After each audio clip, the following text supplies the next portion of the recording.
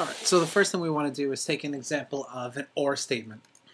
Now, when you have an OR statement, it'll be two separate inequalities joined by the word OR. And you're going to solve them just like they're two separate inequalities. So what I want you to do is just take a look at one of them first, handle that, graph it, and then take a look at the other one. So our first example is 6x minus 5 is less than 7. So we're going to solve that just like it's an equation.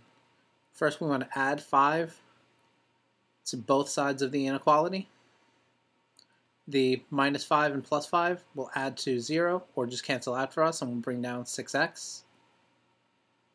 We'll just bring down the symbol of inequality is less than, and then 7 plus 5 is going to give us 12. If we divide both sides by 6, then what we have is x is less than 2. I don't want to quite graph it yet. I want to wait to graph it because I want to see exactly where we're going to end up on the number line. We want to make sure we have space for everything. So then we'll move on to our next inequality. And we have 8x plus 1 is greater than 25. So again, solving it just like it's an equation, subtract 1 from both sides. The plus 1 and minus 1 will add to 0 or cancel out.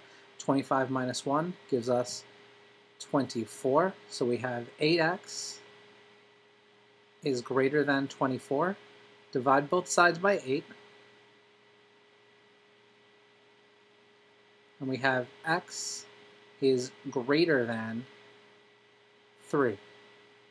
So what we end up saying is, I'll write it in pink, x is less than 2, or, and that or statement's important, we have to write or, x is greater than 3. So now we can go ahead and graph it, set up our number line so we have enough space.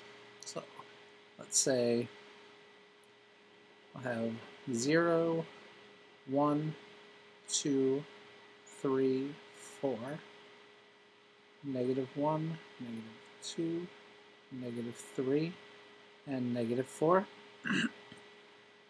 So we said x is less than 2, so we'll put an open circle at 2 and draw an arrow heading towards the negative side. Sorry about this hideous arrow. And then we said or, so we know it's going to be two separate inequalities. There's going to be a space in between.